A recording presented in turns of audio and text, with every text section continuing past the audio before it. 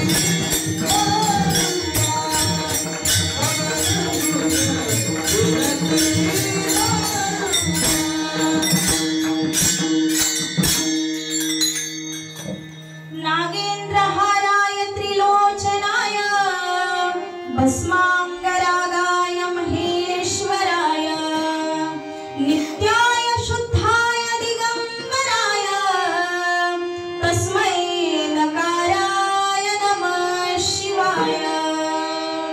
हे चिदान देगा देवा तुझा विसरण भावा गुण गाईन आवडी हेची माझी सर्व जोडी विठ्ठल विठ्ठल।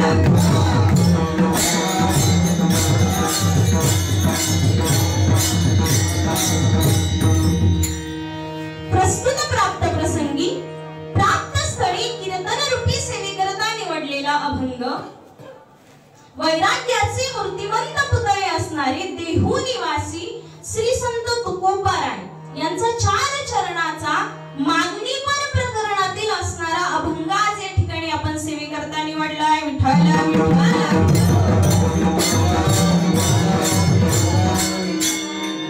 तर प्रस्तुत अभंगामध्ये तुकोबाराय काय करतायत तर देवाला काहीतरी मागणं मागतायत। आता तुम्ही म्हणाल आम्ही सप्ताह सुरू झाल्यापासून या ठिकाणी आहोत, परंतु मागणीपर अभंग कोणत्या दिवशी घेतला? कोणत्या दिवशी?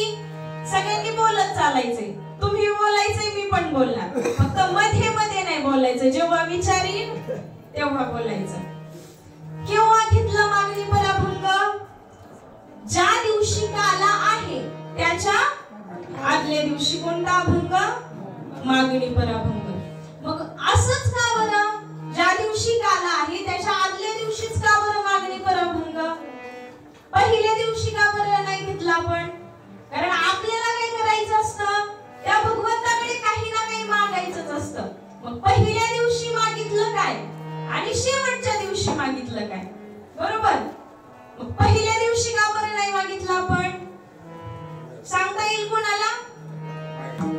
का नाही मागितलं?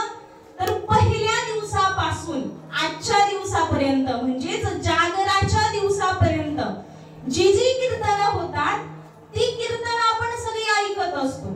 पहिलं कीर्तन कोणतं असतं तर नामपर असतं, की ज्यातून आपण भगवंताचे गुणवर्णन करतो, भगवंताच्या नामाचं महात्म्य काय आहे हे आपल्या लक्षात येतं। आणि ज्यावेळेस त्या भगवंताच्या नामाचं महात्म्य लक्षात येतं, नंतर संतपर असतील, भक्तपर असतील, प्रतिज्ञापर असतील, हे सगळे अभंग आपण घेत जातो। आणि ते घेत असताना आजचा दिवस येतो जागराचा दिवस, मग ही सगळी कीर्तन आपण ऐकतो आणि ऐकल्यानंतर त्या भगवंताकडे काय मागावं हे त्या आधीच्या कीर्तनातून आपल्याला कळत असतं। आणि ज्यावेळेस आपण ते सगळे कीर्तन ऐकतो आणि मग आपल्या लक्षात येतं की आपण त्या भगवंताकडे काय मागितलं पाहिजे, आत्मपदार्थ मागावे की अनात्म पदार्थ मागावे, आपल्या हिताचं मागावं की आपल्या अहिताचं मागावं, ह्या गोष्टी ज्यावेळेस लक्षात येतात तो म्हणजे आजचा दिवस। आणि म्हणून आज आपण कोणता अभंग घेतलाय तर मागणीपर प्रकरणातील अभंग आज या ठिकाणी आपण घेतलाय विठ्ठल विठ्ठल।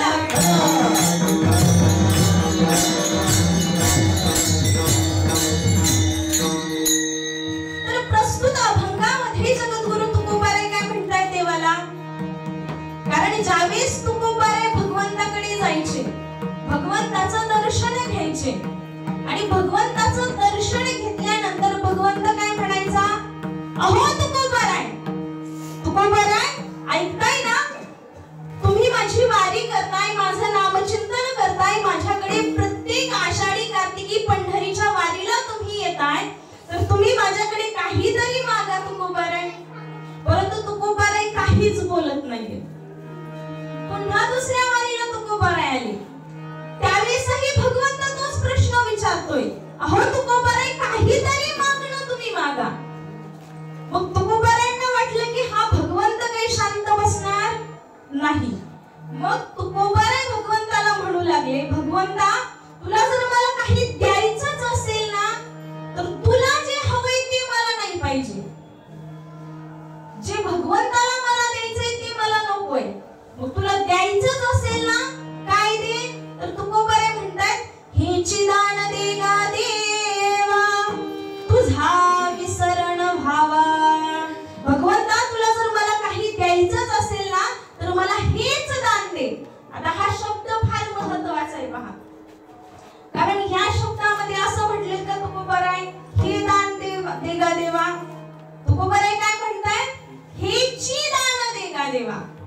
आता च हा शब्द, चकार हा मराठी भाषेमध्ये, मराठी व्याकरणामध्ये फार महत्वाचा आहे. पहा, चकार का बरं महत्वाचा आहे?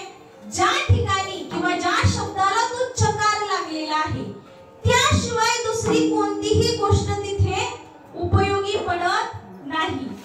त्या ठिकाणी जी गोष्ट मागितली आहे तीच लागते, दुसरी देऊन चालतं का हो? नाही. कारण आता पहा, हे असे लहान लहान मुलं असतात, ते शाळेमध्ये जातात. एखाद्या मित्राने याचा पेन घेतला, हे दोघं आहेत, याच्यापैकी याचा पेन घेतला आणि याच्याकडून तुटून गेला पेन, तर तो मुलगा काय म्हणतो? हा म्हणतो मी तुला दुसरा पेन देईल बाबा. पण तो काय म्हणतो? नाही, मला माझाच पेन पाहिजे. आता या शब्दामध्ये काय लागला? चकार लागला. बरोबर, येतंय लक्षात तुमच्या? चकार लागला म्हणजे त्याला कोणता पेन हवाय? त्याचा जो होता, जो त्याने मोडलाय पेन, तोच पेन त्याला पाहिजे होता. बरोबर. मग त्याचप्रमाणे तो गोबाऱ्या म्हणताय, देवा तुला जे काही दुसरं कोणतं दान मला द्यायचं असेल ते दान मला नकोय. मला कोणतं दान पाहिजे? तर तुझा विसर न व्हावा. भगवंता, जे दान, ज्या दानाने मला तुझा विसर पडणार नाही असं दान तू मला दे.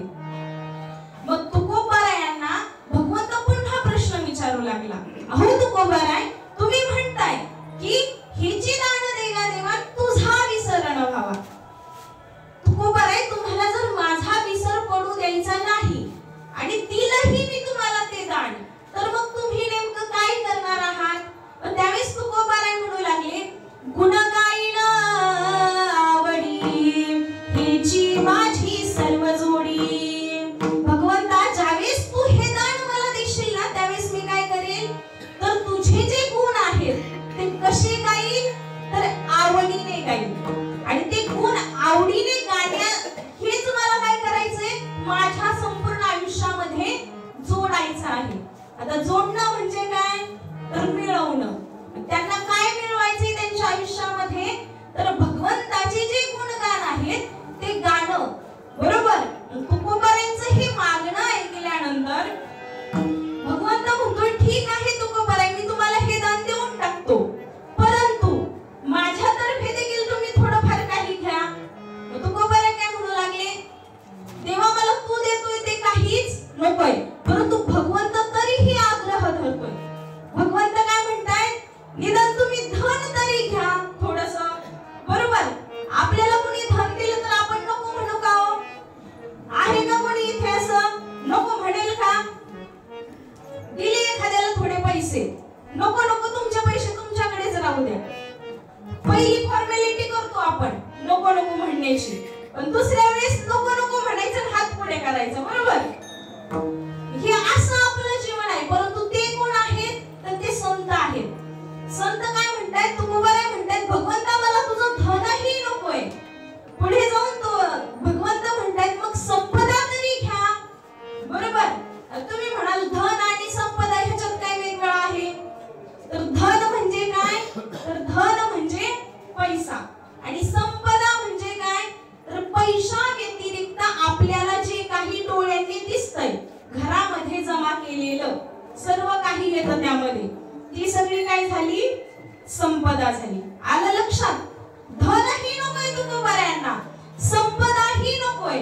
मग शेवटी सर्वात महत्त्वाचं, सर्व वारकरी ज्या करता आतोनात प्रयत्न करत आहेत अशी असणारी मुक्ती तरी घ्या म्हणतायत तुकोबाराय.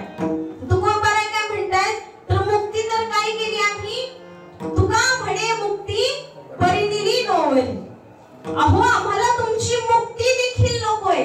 ती मुक्ती तर आमच्या दारामध्ये खेळती आहे. त्या चारही मुक्ती आमच्या पायाशी लोळण घेत आहेत. आम्हाला तुमची मुक्ती देखील नको आहे. मग तुकोबाराय काय म्हणतायत? न लगे मुक्ती धन संपदा संत संगती सदा.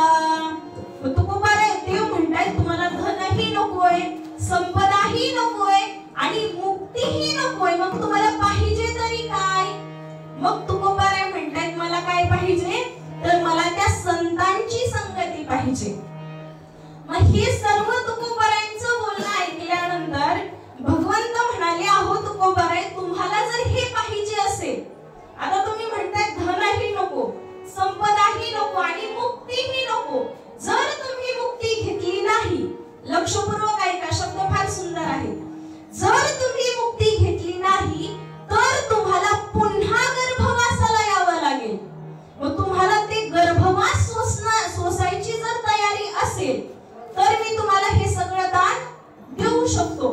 शेवटी तुकोबाराय काय म्हणतात, तुका म्हणे गर्भवासी सुखे घालावे आम्हासी. भगवंता, आम्हाला जर तुझं नामचिंतन करता येत असेल, त्याचप्रमाणे संतांची संगत घडत असेल, तर मला तू कित्येक वेळा जरी गर्भवासाला घातलं तरीही मला कसल्याही प्रकारची अडचण नाही. उलट आम्ही मागणंच तुझ्याकडे ते मागतोय की तू आम्हाला गर्भवासाला घाल, परंतु त्या गर्भवासामध्ये घातल्यानंतर काय केलं पाहिजे, तू आम्हाला संतांची संगती दिली पाहिजे. तू तुझं गुण वर्णन करण्यासाठी तुझा विसर न पडू दिला पाहिजे. हे जर तू देत असला ना, तर आम्हाला तो गर्भवास सुद्धा मान्य आहे. विठ्ठल विठ्ठल विठ्ठल.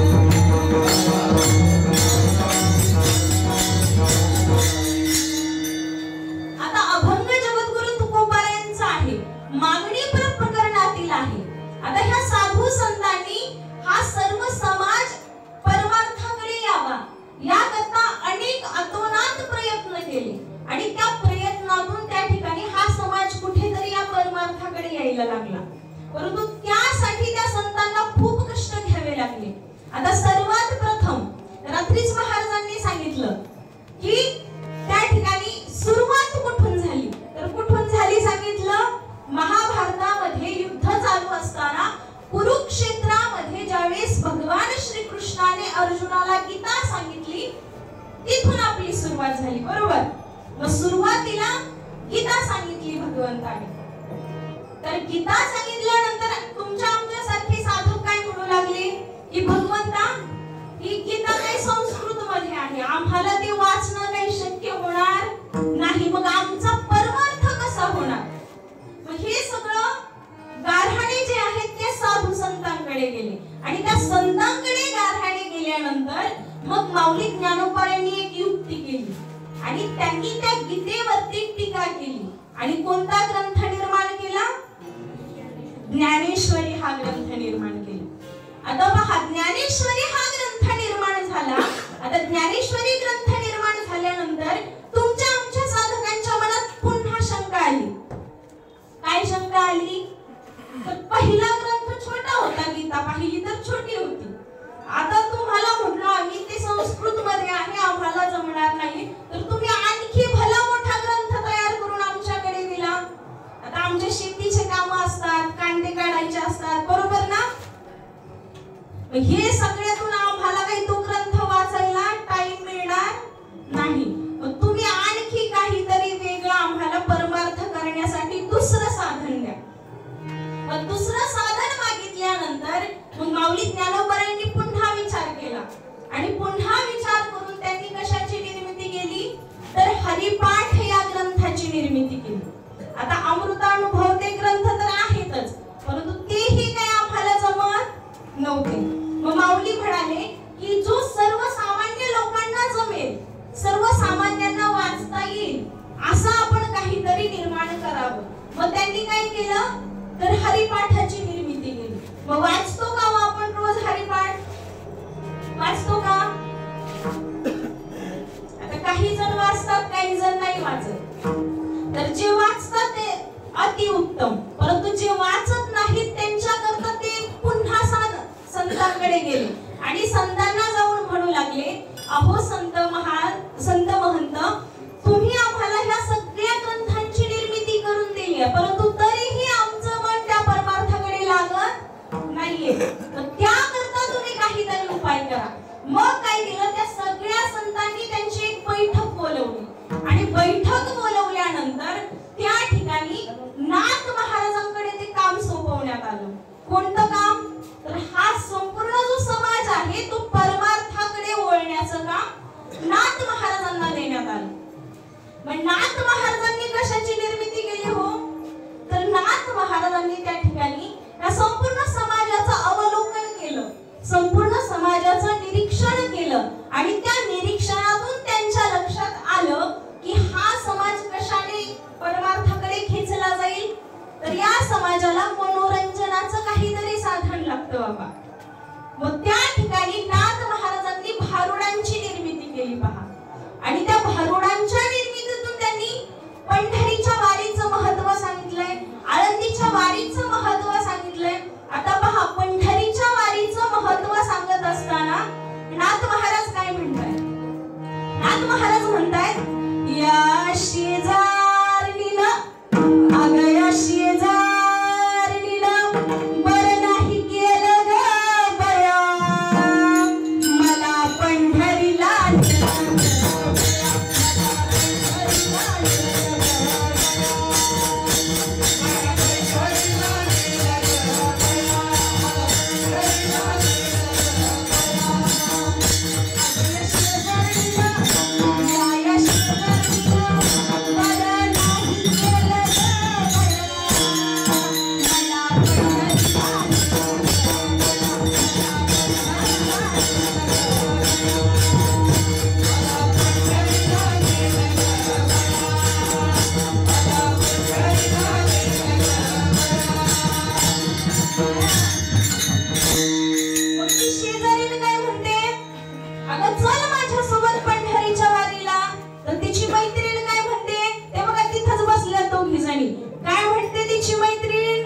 पंढरीची वाट लई द्वार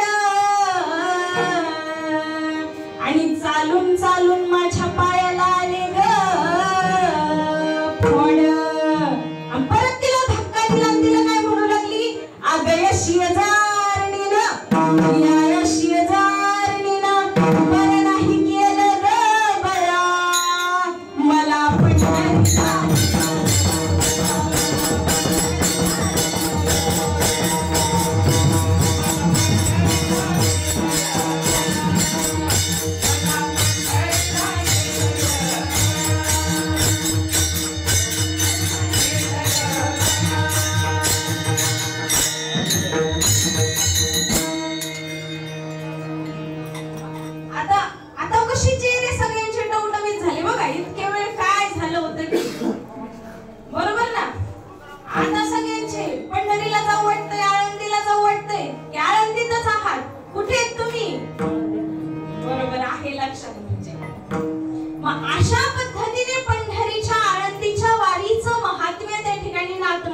सांगितलं.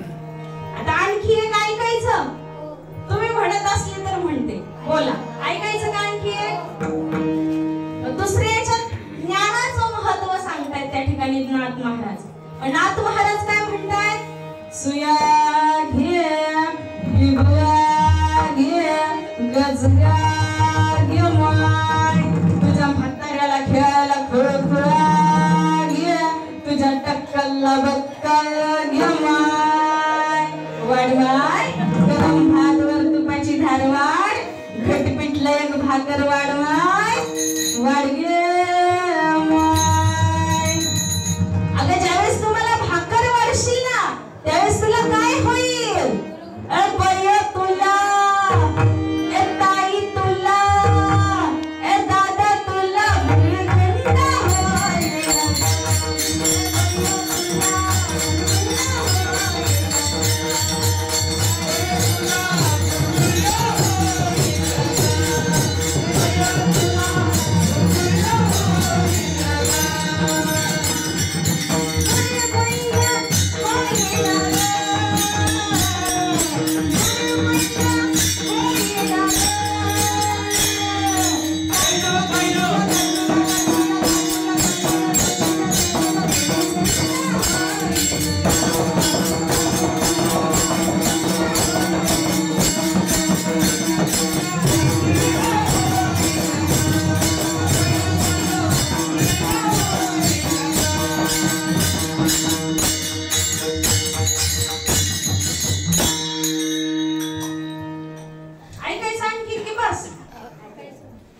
तुम्ही म्हणाल चालूच राहू द्या, पण आपल्याला अभंगाचा भावार्थ देखील सोडवायचा आहे.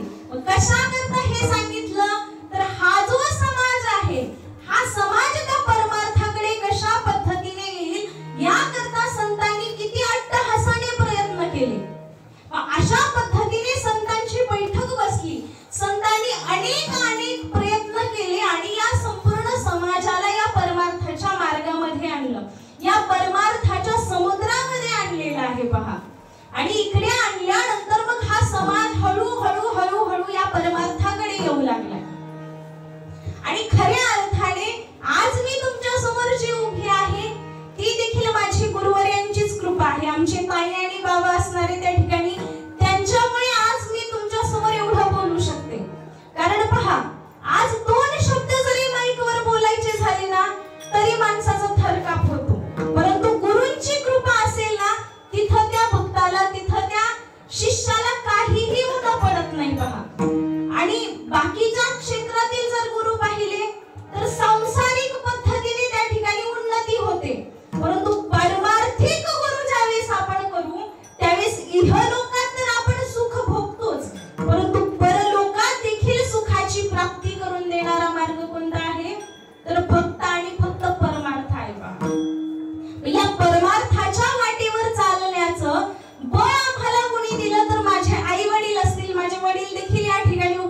आहेत, त्याचप्रमाणे माझे गुरुवर्य असणारे ताई आणि बाबा देखील आहेत. त्यांच्यामुळे आणि माऊली ज्ञानोबारायांची कृपा होती. माऊलींच्या कृपेमुळे आज मी या ठिकाणी उभी राहते आणि तुमच्या समोर दोन शब्द सांगू शकते, विठ्ठला विठ्ठला.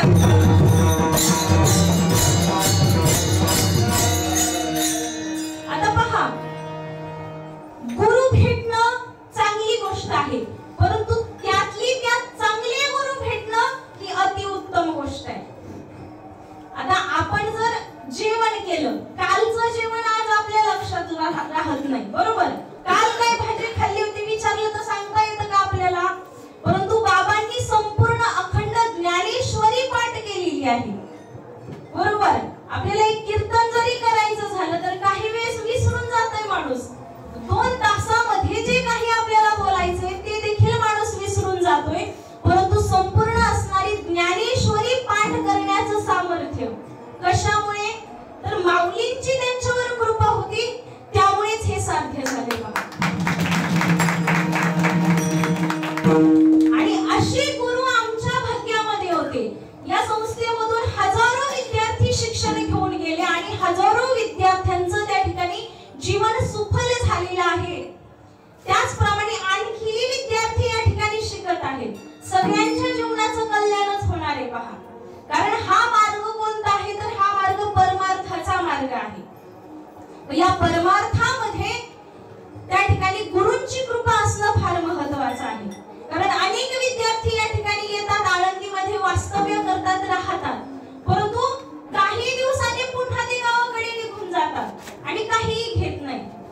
त्याकरता गुरूंची आज्ञा पालन करणं, गुरूंनी ज्याप्रमाणे सांगितले त्याप्रमाणे वागणं, हे जर केलं, एकच नियम पाळायचा फक्त, काय? जशी गुरूंची आज्ञा असेल त्याप्रमाणे आचरण करणं. बस एवढं केलं ना, आपल्या जीवनामध्ये कधीच कधीच काहीही कमी पडत नाही. विठ्ठला विठ्ठला.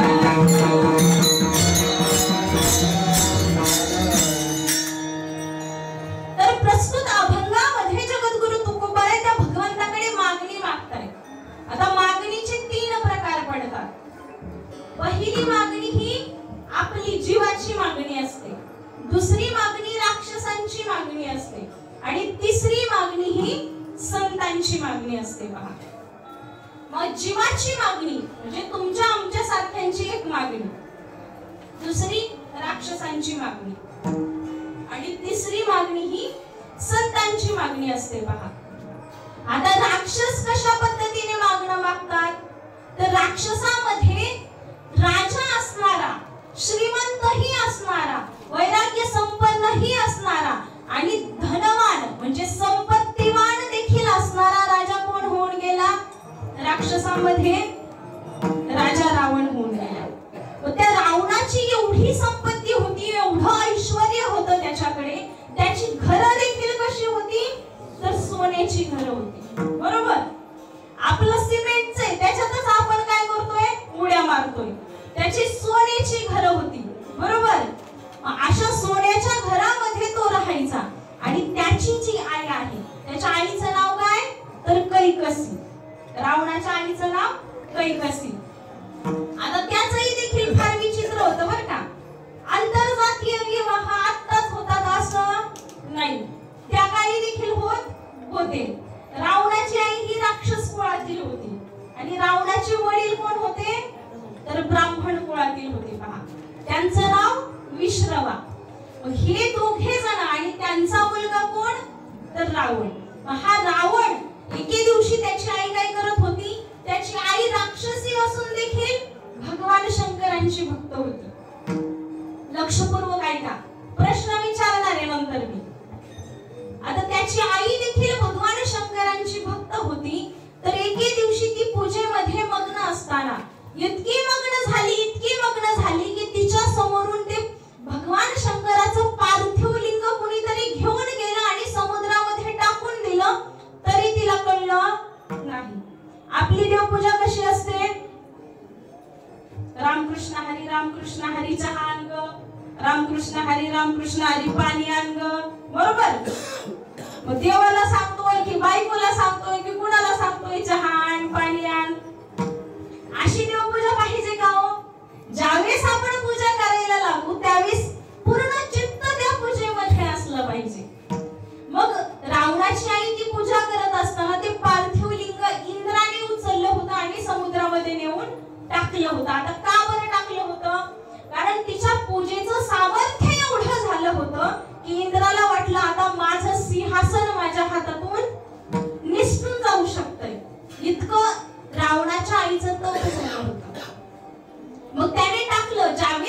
पूजा आटोपली, ज्यावेळेस ती त्या पूजेमधून त्या भगवंताच्या नामचिंतनातून बाहेर पडली, समोर पाहते तर काय त्या ठिकाणी तिला ते भगवान शंकराचं पार्थिव लिंग दिसेन असं झालं. आणि मग तिने काय केलं, रावणाला आवाज दिला आणि एका हाकेमध्ये रावण आई समोर आला. पहा, आईच्या एका हाकेमध्ये जो आईला ओ देतो त्याला काय म्हणायचं, रावण म्हणायचं. बरोबर. रावण, आपण काय विचार करतो, रावण कसा आहे, दुष्ट आहे, राक्षस आहे, स्त्रियांचं हरण करतो, परंतु त्यामागे देखील बरीच कारण आहेत. तसं जर पाहायला गेलं तर रावणा इतका विद्वान ब्राह्मण कुणीही झालेला नाही. रावणा इतका विद्वान त्यावेळेस कुणीच नव्हता. पहा, कारण भगवान शंकरांसाठी शिवतांडव स्तोत्र देखील कोणी केलं होतं, तर रावणाने केलं होतं.